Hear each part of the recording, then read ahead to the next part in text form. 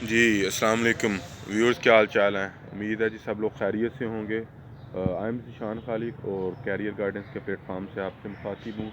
تو میرا انٹروڈکشن ہو چکا ہے کہ ایک ہائی اسکول ٹیچر ہوں۔ ہم ایک ٹپیکل اور کنونشنل جو پلیٹ فارم ہے کیریئر گائیڈنس کے حوالے سے، جو ہمارے پریکٹیکلی میں سمجھتا ہوں امپلیمنٹ نہیں ہوتے، ان کے ماڈل وہ تھیوریز وہ چیزیں ہوتی بھی ہیں، لیکن rural areas, remote areas, backward areas, public institution ہیں جو ان کے پرابلمز ہیں، وہ ان کو اس طرح سے اسٹڈی نہیں کیا جا سکتا جو کہ وہاں بیٹھا ایک بندہ ایکسپیرینس کر کے ان چیزوں کو لے کے چل رہا ہوتا ہے۔ تو میں اس پلیٹ فارم سے جو اپنے ایکسپیرینسز ہیں، جو اپنی لرننگز ہیں، وہ آپ لوگوں کے ساتھ جو ہے وہ میں شیئر کر رہا ہوں۔ تو سبجیکٹ سلیکشن کے حوالے سے، میڈیم آف انسٹرکشن کے حوالے سے، ان میں جو پرابلمز آتی ہیں ان کو کس طرح ایلیمینیٹ کیا جاتا ہے، ان ساری چیزوں پہ بڑی ہی تفصیل میں گفتگو ہو چکی ہے۔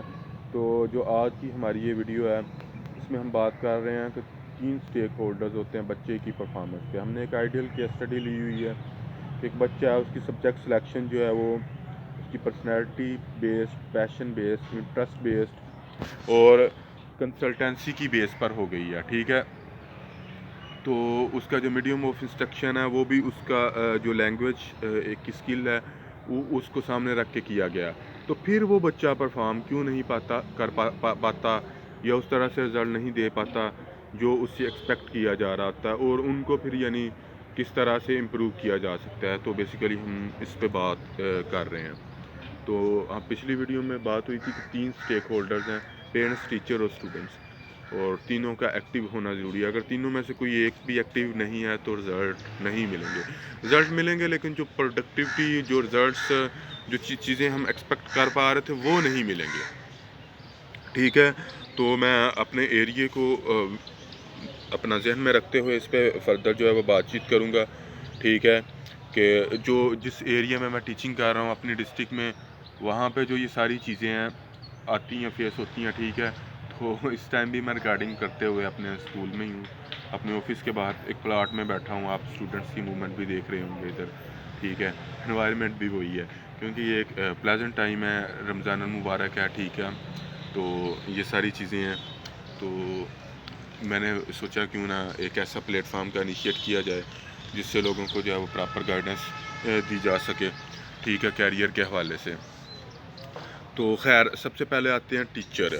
ٹیچر کا رول جو ہے وہ بہت کروشیل ہے، ٹھیک ہے۔ اگر ٹیچر انکمپیٹنٹ ہے، انیفیشینٹ ہے، پروڈکٹیو ہے، پروکریسٹینیشن ہے، ٹائم کلر ہے، ٹائم ویسٹ کر رہا ہے، ٹائم انویسٹ نہیں کر رہا، ہاں جی، اگر ٹیچر ٹائم انویسٹ نہیں کر رہا تو باقی 2 اسٹیک ہولڈرز جو مرضی کر لے، چیزیں امپروو نہیں ہونی، ٹھیک ہے، کیونکہ اس میں تینوں اسٹیک ہولڈرز کا جو ہے وہ ساتھ ساتھ چلنا بہت ضروری ہے، ٹھیک ہے۔ تو اب فرض کر لیتے ہیں اس آئیڈیل کے اسٹڈی میں کہ جو پہلا اسٹیک ہولڈر ہے بینگ اے ٹیچر، وہ ہر لحاظ سے ہمارے پاس جو ہے وہ اوکے ہے، ٹھیک ہے، وہ کمپیٹنٹ بھی ہے، ایفیشینٹ بھی ہے، پروڈکٹیو بھی ہے۔ تو پھر بھی اگر پرابلم آتی ہے تو پھر جو دوسرا اسٹیک ہولڈر ہے وہ اس چیز کو کیسے لے کے چلتا ہے، ٹھیک ہے۔ فرض کریں اب آ جاتے ہیں بچے پہ۔ بچہ جو ہے وہ قابل ہے، ٹھیک ہے، وہ پرفارم بھی کرتا ہے، ٹھیک ہے، لیکن وہ کام نہیں کرتا۔ کام نہیں کرنے سے مراد جو اس کو اسائنمنٹس دی جاتی ہیں، ہوم ورک، کوئزز دیے جاتے ہیں، جو کلاس پارٹیسپیشن ہے ان میں نہیں کر رہا، لیکن وہ کیپیبل ہے۔